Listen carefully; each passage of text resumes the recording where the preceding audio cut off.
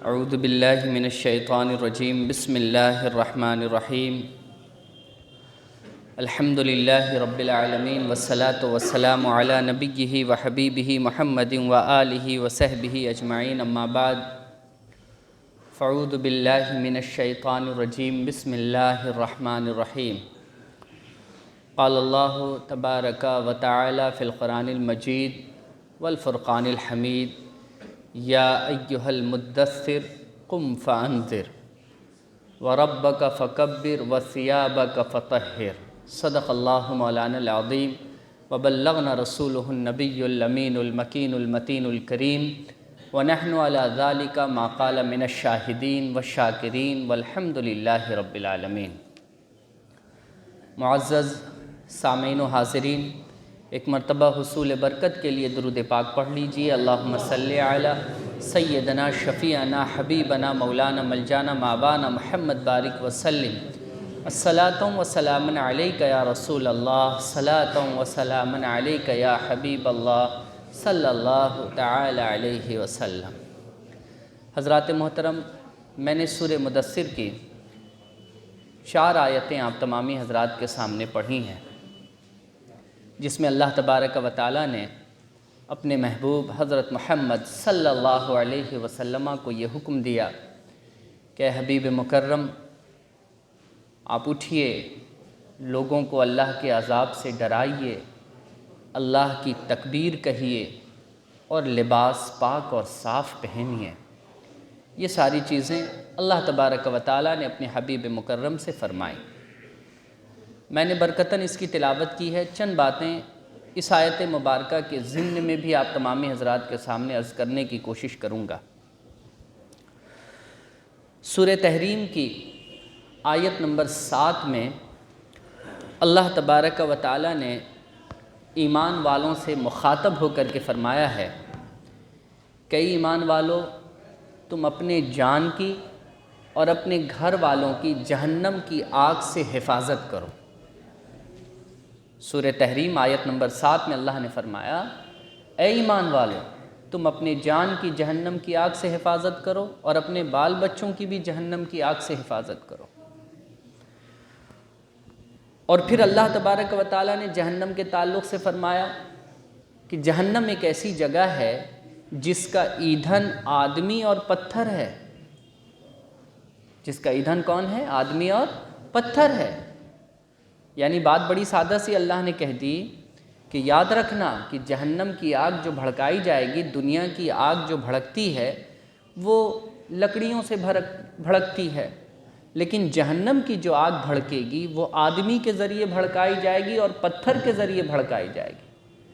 پتھر کے ذریعے اس لیے بھڑکائی جائے گی کہ یہ آدمی پتھر کو مورتی بنا کر کے پوجتا تھا، پتھر کو مورتی بنا کر کے پوجتا تھا، خدا سمجھ کر کے پوجتا تھا۔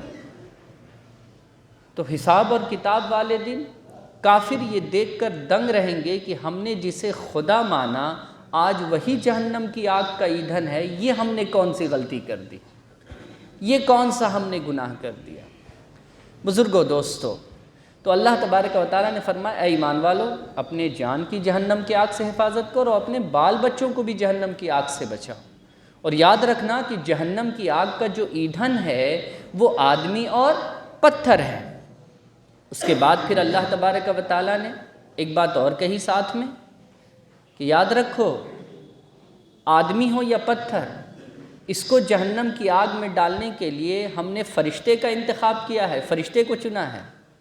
اور یہ فرشتہ ایسا ہے کہ یہ ایک آن کے لیے بھی دیر نہیں کرے گا، بس میرے حکم کا انتظار کرے گا۔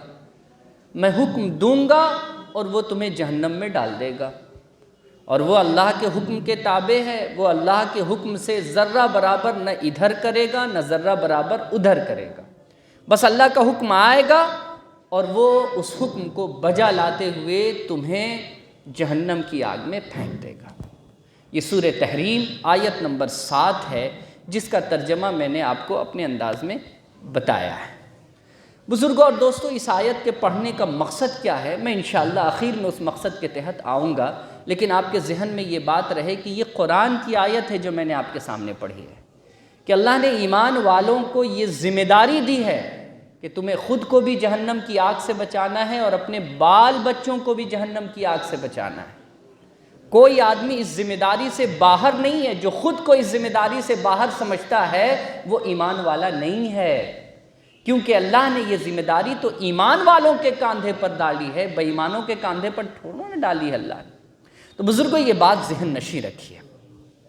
حضرت عمر فاروق رضی اللہ تعالیٰ نے اللہ کے نبی صلی اللہ علیہ وسلم سے سوال کیا۔ یہ حدیث معارف القرآن کے اندر موجود ہے کہ یا رسول اللہ صلی اللہ علیہ وسلم، ہم خود کو آگ سے بچائیں، یہ بات تو سمجھ میں آتی ہے، مگر گھر والوں کو کیسے بچائیں، یہ بات سمجھ میں نہیں آتی ہے۔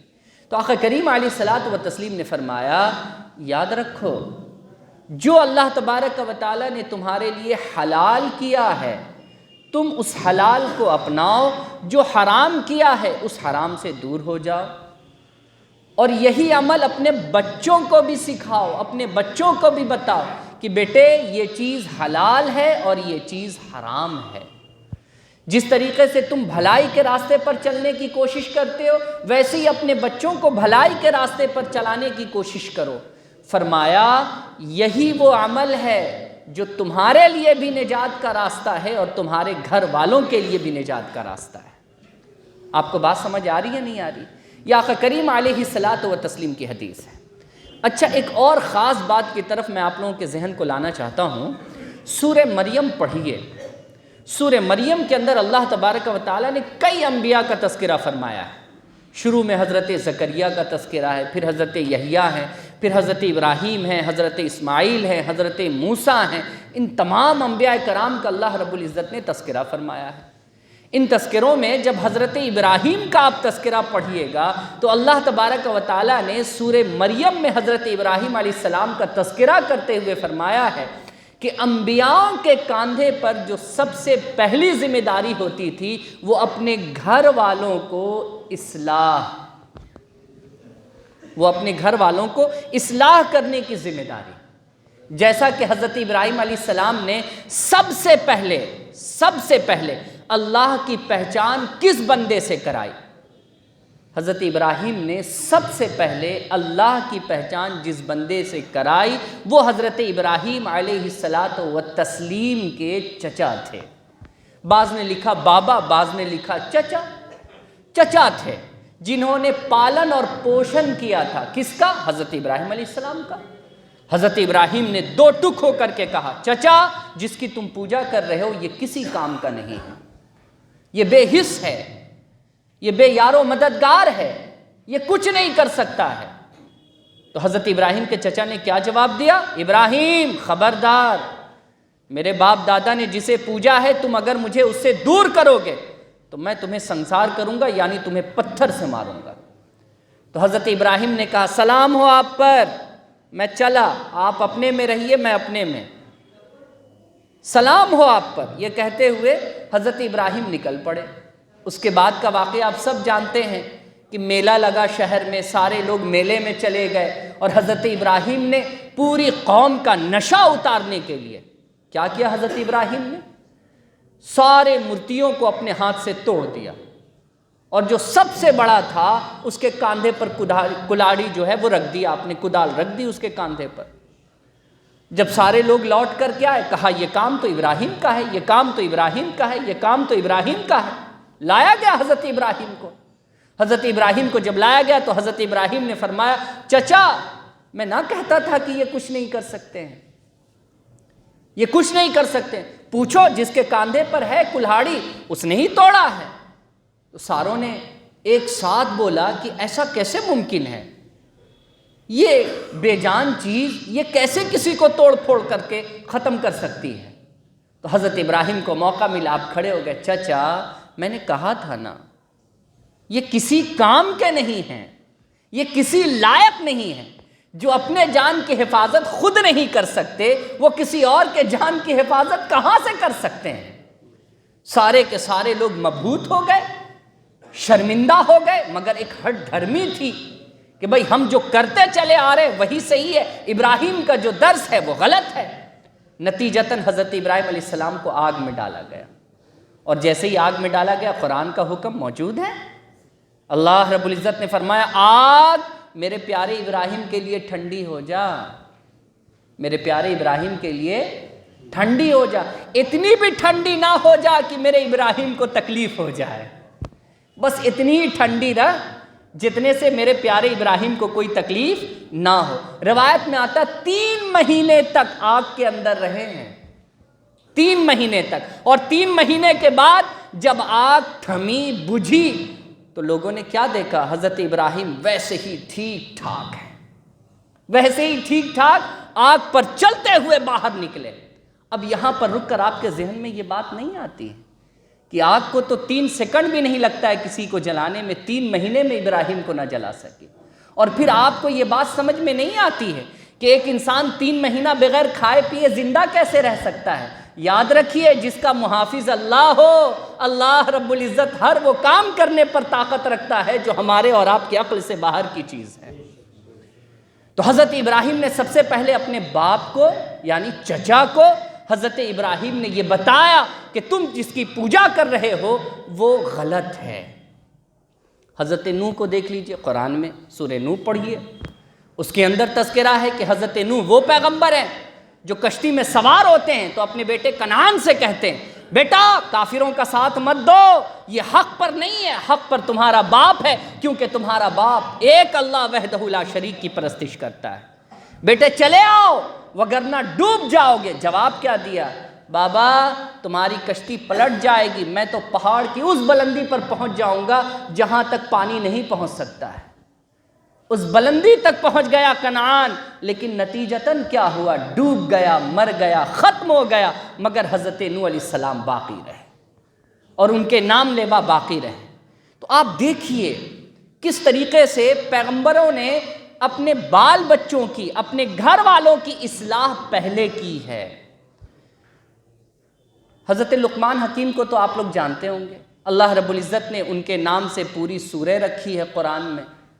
انہوں نے اپنے بچے کو ہدایت دی، یا بنیا، اے میرے بیٹے، اقم الصلاۃ، نماز پڑھنا میرے بچے، وامر بالمعروف، بھلائی کا لوگوں کو اپنے بچوں کو حکم دیتے رہنا، ونہا عن المنکر، برائی سے بچتے رہنا اور لوگوں کو بچنے کی تلقین کرتے رہنا، وَاصْبِرْ مَا أَصَابَكَ، اور بیٹے یہ وہ 3 چیزیں جو میں نے تمہیں بتائی ہیں، نماز پڑھنا، بھلائی کا حکم دینا، برائی سے لوگوں کو روکنا، خود بھی رکنا، یہ وہ 3 چیزیں ہیں نا، جب اسے کرو گے تو پریشانی آئے گی، جب پریشانی آئے وَاصْبِرْ، صبر کرنا، مکر جانا مت، اس سے صبر کرنا۔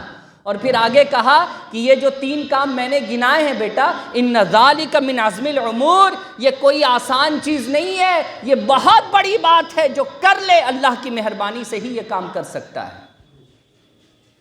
نماز پڑھنا یہ کوئی آسان بات نہیں ہے، ان ذالک من عزم الامور، یہ بہت بھاری کام ہے، یہ نصیبے والوں کا کام ہے کہ نماز پڑھ لے گا، خود بھی بھلائی کرے گا اور دوسروں کو بھی بھلائی کا حکم دے گا، یہ بھی بہت بھاری کام ہے، ہر کوئی نہیں کر سکتا ہے، خود بھی برائی سے رکے گا، دوسروں کو بھی برائی سے روکے گا، یہ کوئی آسان کام نہیں ہے، یہ بہت مشکل کام ہے۔ یہ بات کس نے کہی؟ لقمان حکیم نے کہی۔ بزرگوں اور دوستو، اگر ہم پیغمبروں کی زندگی کو پڑھیں تو ہمیں یہ پتہ چلے گا کہ پیغمبران اسلام نے اپنے گھر والوں کو سب سے پہلے اللہ کی پہچان کروائی ہے۔ آپ صلی اللہ علیہ وسلم کو دیکھ لیجئے، آپ صحیح بخاری میں روایت موجود ہے، نبی کریم صلی اللہ علیہ وسلم جب اعلان نبوت کے لیے کھڑے ہوتے ہیں تو آپ صلی اللہ علیہ وسلم نے سب سے پہلے جس بندے کا نام لیا تھا، اس آیت مبارکہ کو جو میں نے خطبے کے شروع میں پڑھا ہے کہ آپ جائیے لوگوں کو اللہ کے عذاب سے ڈرائیے، تو آپ صلی اللہ علیہ وسلم ذمہ دار تھے، اللہ نے ایک ذمہ داری دے کر کے بھیجی تھی۔ نبی کریم صلی اللہ علیہ وسلم پہاڑ کی چوٹی پر چڑھ کر کے لوگوں کو جمع کرتے ہیں، جب سارے لوگ جمع ہو گئے تو آپ صلی اللہ علیہ وسلم نے جو سب سے پہلا نام لیا، کہا عباس بن عبد المطلب، عباس بن عبد المطلب۔ حضور کے والد تو انتقال کر گئے تھے نا، حضور کے والد انتقال کر گئے تھے، حضور کے والد تو تھے نہیں، حضرت عباس بن عبد المطلب حضور کے چچا ہیں. جیسے حضرت ابراہیم نے اپنے چچا کو بتایا، ویسے ہی آپ صلی اللہ علیہ وسلم نے اپنے چچا کا نام لیا. کہا چچا میں اللہ کے عذاب سے آپ کو نہیں بچا سکتا. پھر آپ صلی اللہ علیہ وسلم نے صفیہ کا نام لیا. یہ صفیہ کون ہے؟ یہ بھی صفیہ بنت عبد المطلب، یہ آپ صلی اللہ علیہ وسلم کی پھوپھی ہیں. حضور نے ان کا نام لیا. کہا پھوپھی میں اللہ کے عذاب سے آپ کو نہیں بچا سکتا. اور پھر تیسرا نام، یہ صحیح بخاری کے الفاظ ہیں، تیسرا نام حضور نے فرمایا فاطمہ بنت محمد، جو چاہو مجھ سے لے لو، میں تمہیں دنیا کی ساری چیز دے سکتا ہوں، لیکن یاد رکھنا اگر تم نے اللہ کی مخالفت کی تو اللہ کے عذاب سے میں تمہیں نہیں بچا سکتا. آپ ذرا سا اللہ کا وہ فرمان جو آپ صلی اللہ علیہ وسلم کے لیے اترا تھا اس پر غور کیجئے، اور نبی کریم صلی اللہ علیہ وسلم کی زبان جو اپنے گھر والوں کے لیے ہے اس پر غور کیجئے کہ حضور مخاطب اپنے چچا سے ہیں، اپنی پھوپھوں سے ہیں، حضور مخاطب اپنی بیٹی سے ہیں. کسے پہلے ڈرا رہے ہیں؟ حضور اپنے گھر والوں کو ڈرا رہے ہیں، اپنوں کو حضور ڈرا رہے ہیں، اور فرما رہے ہیں کہ میں اللہ کے عذاب سے آپ لوگوں کی حفاظت نہیں کر سکتا، میں آپ لوگوں کو نہیں بچا سکتا اللہ کے عذاب سے. مجھ سے جو لینا ہے آپ لے لیں، لیکن اللہ کے عذاب سے میں آپ لوگوں کو نہیں بچا سکتا. بزرگوں اور دوستو، نبی کریم صلی اللہ علیہ وسلم کی اس تعلیم کو دیکھیے، حضرت ابراہیم کی تعلیم کو دیکھیے، حضرت لقمان حکیم کی تعلیم کو دیکھیے، حضرت نوح علیہ السلام کی تعلیم کو دیکھیے. ان تمام تعلیمات کو جمع کیجئے تو ایک نچوڑ سامنے آتا ہے کہ ہر پیغمبر کی سب سے پہلی ذمہ داری تھی اپنے گھر والوں کی اصلاح کرنا، اپنے بچوں میں اخلاقیات کو بڑھانا، پیدا کرنا، اپنے بچوں کو، اپنے گھر والوں کو اچھے اور برے کی تعلیم دینا، انہیں بہتر نصیحت کرنا، بہتر تنبیہ کرنا. یہ ہر پیغمبر کو اللہ رب العزت نے پہلی ذمہ داری دی تھی. آپ بات سمجھ رہے ہیں یا نہیں سمجھ رہے ہیں؟ بزرگوں اور دوستوں، اس ذمہ داری کے بعد میں ایک بات آپ سے کہنا چاہتا ہوں. کیا ایک ذمہ دار باپ یہ کبھی چاہے گا، یا ایک ذمہ دار ماں کبھی چاہے گی کہ اس کا بال بچہ جاہل رہے؟ بولیے. دنیا کی ٹھوکریں کھائے؟ بولیے. دنیا والے اسے ذلیل اور رسوا سمجھیں؟ بولیے. ایک حقیقی ماں باپ ایسا چاہ سکتے ہیں کیا؟ بولیے نا. ہر ماں باپ چاہتا ہے میرا بچہ ڈاکٹر بن جائے، انجینئر بن جائے، کلیکٹر بن جائے، اس مقام پر فائز ہو جائے جس مقام پر لوگ اسے عزت دیں، رسپیکٹ کریں اس کی. ہر ماں باپ جو ایک سمجھدار ماں باپ ہے، حقیقی ماں باپ، یہی چاہتے ہیں نا. بزرگوں، اگر حقیقی ماں باپ دنیا میں عزت چاہتے ہیں تو آخرت کے معاملات کو کیسے بھول جاتے ہیں؟ کیا انہیں اس بات کی فکر نہیں ہوتی ہے کہ آخرت والے دن میرا بچہ رسوا ہوگا، ذلیل ہوگا؟ آخرت والے دن میرا بچہ جہنم کی آگ میں جلے گا؟ کبھی اس بارے میں ایک حقیقی ذمہ دار ماں باپ سوچتا ہے؟ کاش سوچ لیتا تو پھر وہ اپنے بال بچوں کو اس راہ پر نہ لے جاتا جس راہ پر آج لوگ بڑے شوق سے اپنے بچوں کو لے جا رہے ہیں. ایسی حالت ہو چکی ہے کہ بولتے ہوئے بہت ساری باتیں شرم آتی ہیں کہ صاحب ہم نے اپنے بال بچوں کو کس دورے پر لا کر کے کھڑا کر دیا ہے. ابھی ریسنٹلی سندل پور میں ایک گھٹنا گھٹی، آپ لوگ سب جانتے ہوں گے. معلوم ہے کہ نہیں اس گھٹنا کے بارے میں؟ جو اخبار، ٹی وی، ان تمام چیزوں کو دیکھتے ہیں، سمجھتے ہیں. سندل پور میں گھٹنا گھٹی، اور اس گھٹنے کا کیا ری ایکشن ہے آپ لوگوں کو شاید اس کا اندازہ نہیں ہے. مسلم لڑکی کے ساتھ غیر مسلم لڑکے کا جڑنا، ان کا آپس میں ایک تعلق ہونا، پھر لڑکی والوں کے گھر والوں کے پریشر پر، جو اخبار کہتا ہے، لڑکے کا 12 بجے رات میں لڑکی سے ملنے کے لیے جانا، پھر لڑکے کا گلا ریت کر کے جان سے مار دینا. یہ ساری گھٹنا آپ کو پتہ ہے کہ نہیں پتہ ہے؟ یہ تو وہ گھٹنا ہے کہ جسے ہم نے اور آپ نے اخبار میں ہیڈ لائن سمجھ کر کے پڑھ لیا ہے. لیکن بہت ساری ایسی گھٹنائیں ہیں کہ جو اخبار کا ہیڈ لائن نہیں بنتی ہیں مگر گھٹ رہی ہیں، شوق سے گھٹ رہی ہیں، اور ماں باپ کان میں تیل ڈال کر کے سوئیں، کوئی بات نہیں، جو چل رہا ہے چلتے رہا کرے، جو چل رہا ہے چلتے رہا کرے۔ مجھے ایک حدیث یاد آ رہی ہے آقا کریم کی، دیکھیے نظر کے سامنے اتفاق سے وہ حدیث بھی ہے میرے، نبی کریم صلی اللہ علیہ وسلم فرماتے ہیں، اور یہ حدیث صحیح بخاری جلد نمبر 2 صفحہ نمبر 1057 پر موجود ہے۔ آقا کریم علیہ الصلوۃ والتسلیم نے فرمایا، سنو، تم سب اپنی رعیت کے محافظ ہو، تم سب سے رعیت کے متعلق سوال ہوگا۔ حکمران رعیت کا محافظ اور نگہبان ہے، وہ اپنی رعیت کے بارے میں جواب دہ ہے۔ مرد اپنے اہل و عیال کا نگراں ہے اور مہربان ہے، اس سے اپنے اہل خانہ کے بابت پوچھا جائے گا۔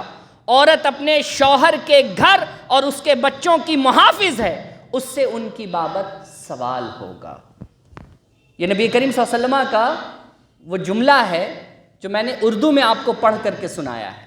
آپ صلی اللہ علیہ وسلم کیا فرماتے ہیں کہ ہر آدمی سے اس کے ماتحت کے متعلق سوال ہے، ہر مرد سے گھر والوں کے متعلق سوال ہے، ہر عورت سے شوہر کے گھر اور ان کے بچوں کے متعلق سوال ہے۔ یاد رکھنا، اس سے کسی کے لیے چھٹکارا نہیں ہے۔ اور ایک کمال کی حدیث سنیے، اس حدیث کو مشکات المصابیح صفحہ نمبر 318 پر لایا گیا ہے۔ حدیث کا جو جملہ ہے بہت چھوٹا سا ہے، بہت چھوٹا سا جملہ ہے۔ آپ صلی اللہ علیہ وسلم نے فرمایا، دیوس جنت میں نہیں جائے گا۔ اب یہ کون ہے بھائی، دیوس کون ہے جو جنت میں نہیں جائے گا؟ آپ صلی اللہ علیہ وسلم فرماتے ہیں، جب حضور سے پوچھا گیا یہ کون ہے یا رسول اللہ، آپ صلی اللہ علیہ وسلم نے فرمایا، ہر وہ ماں باپ جو اپنے بال بچوں کے کیے درے سے لاپرواہ ہے، جو اپنے بال بچوں کے کیے درے سے بے پرواہ ہے۔ ہر وہ ماں باپ جنت میں نہیں جا سکتے، یہ دیوس ہیں، نہیں جا سکتے جنت میں۔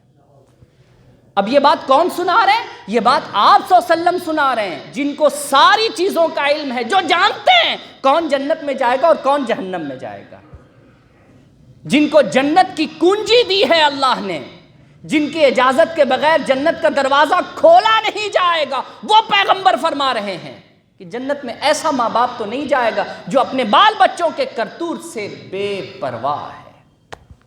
کوئی فرق نہیں رکھتا کہ میرا بچہ کیا کر رہا ہے، کوئی فرق نہیں پڑتا ان چیزوں سے۔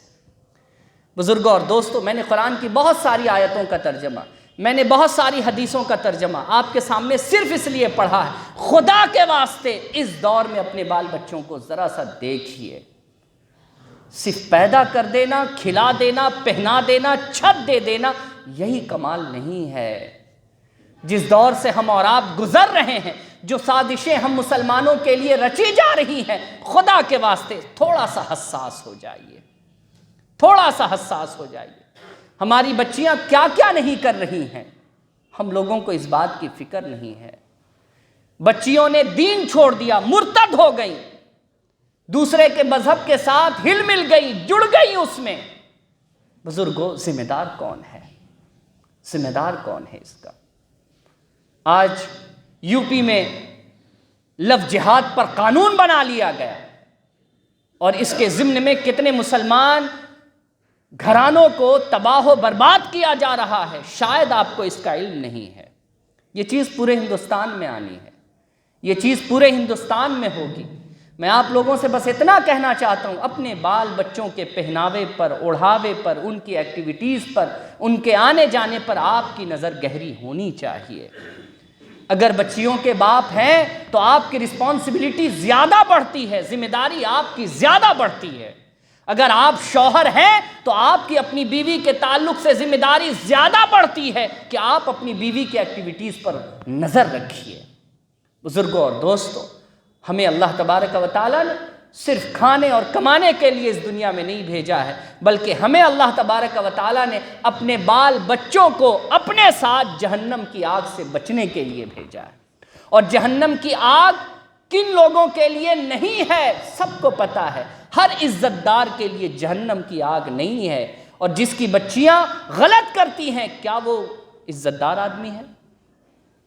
بولیے، کیا وہ عزت دار آدمی ہے جس کی بچیاں غلط کر رہی ہیں، جس کے بچے غلط کر رہے ہیں؟ کیا وہ عزت دار ہے؟ بزرگوں اور دوستوں، ہمیں ان تمام چیزوں پر دھیان دینا ہوگا۔ آج ہمارا سماج، مسلم معاشرہ جس دور سے گزر رہا ہے، ہم سب کو تھوڑی سی آنکھ کھولنی پڑے گی، ہم سب کو ذمہ داری لینی ہوگی، ہم سب کو ذمہ دار بننا ہوگا کہ نہیں صاحب، ہم اپنے آس پاس میں، اپنے گھر میں کوئی ایسی گھٹنا نہیں ہونے دیں گے جس سے اسلام کی یا مسلمان کی بدنامی ہوتی ہے۔ یہ ہمارے نبی کی تعلیمات ہے، یہ ہمارے نبی نے اپنی بچی حضرت فاطمہ کو سکھایا ہے۔ کیا آپ اپنی بچی کو یہ تعلیم نہیں دے سکتے؟ بولیے نا، نہیں دے سکتے؟